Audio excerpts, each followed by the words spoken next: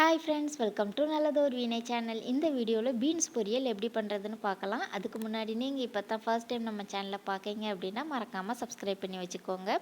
இப்போது பொரியல் செய்கிறதுக்கு கடாயில் எண்ணெய் சேர்த்துட்டு கடுகு உளுந்தம்பருப்பு சேர்த்து பொரிஞ்சதுக்கப்புறமா கொஞ்சமாக சின்ன வெங்காயம் கருவேப்பிலை இலையை சேர்த்து லைட்டாக வதக்கி விட்டுறலாம். வெங்காயம் லைட்டாக கண்ணாடி பதம் வந்ததுக்கப்புறமா நல்லா க்ளீன் பண்ணி குட்டி குட்டியாக கட் பண்ணி வச்சுருக்கிறேன். ஒரு 200 கிராம் அளவுக்கு நல்லா தட்டையான பீன்ஸ் இருக்கும் இல்லையா, அதை சேர்த்துக்கலாம். பீன்ஸ் காயை ஒரு 2-3 நிமிஷத்துக்கு எண்ணெயிலே நல்லா கலந்து விட்டுறலாம். அதுக்கப்புறமா காய்க்கு தேவையான உப்பு கொஞ்சமாக மட்டும் தண்ணியை சேர்த்து காயை நல்லா கலந்து விட்டு ஒரு மூடியை போட்டு மூடி அடுப்பு மீடியம் ஃப்ளேமில் வச்சு வேக விட்டுறலாம். அதுக்கு இடையில இந்த பீன்ஸ் பொரியலுக்கு ஒரு மசாலா ரெடி பண்ணணும். அதுக்கு ஜாரில் கொஞ்சமாக தேங்காய், காரத்துக்கு தக்கன பச்சை மிளகாய், கொஞ்சமாக ஜீரகம், 2 பல் பூண்டு. பூண்டோட ஃப்ளேவர் வேண்டாம் அப்படின்னா நீங்கள் பூண்டு சேர்க்க வேண்டாம். இது கூட கொஞ்சமாக மஞ்சள் தூள் சேர்த்து தண்ணி எதுவும் சேர்க்காம குறப்பாக அரைச்சி எடுத்துக்கலாம். பூண்டு சேர்த்து செய்யும்போது இந்த பொரியலோட டேஸ்ட்டு வேறு லெவலாக இருக்கும்.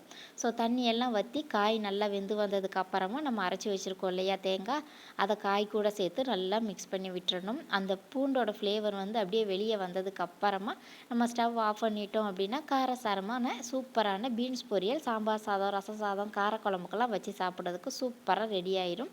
இதே மாதிரி சிம்பிளாக ட்ரை பண்ணி பார்த்துட்டு எப்படி வந்ததுன்னு கமெண்ட் பண்ணுங்கள். வீடியோ பிடிச்சா லைக் பண்ணுங்கள், ஷேர் பண்ணுங்கள், மறக்காமல் சப்ஸ்கிரைப் பண்ணுங்கள். தேங்க்யூ.